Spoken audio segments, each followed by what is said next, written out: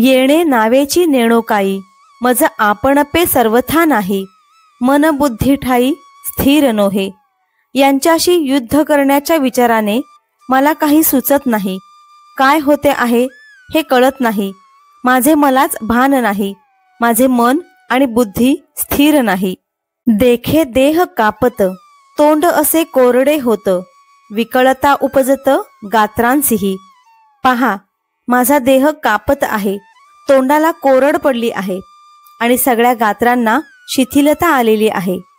सर्वांगा कांटाळा आला, अति संताप उपजला. तेथ बेंबळा हातू गेला गांडीवाचा. माझ्या सर्वांगावर रोमांच, काटा उभा राहिला आहे. माझ्या मनाला अतिशय यातना होत आहेत आणि गांडीव धनुष्य धरण्याचे सामर्थ्यही राहिले नाही. ते न धरतची निष्ठले, परी नेणेची हातोनी पडिले. ऐसे हृदय असे व्यापिले मोहे येणे. हे धनुष्य हाती न धरल्याने गळून पडले, परंतु हातातून केव्हा गळून पडून गेले हे देखील मला कळाले नाही. या मोहाने माझे हृदय असे घेरले आहे.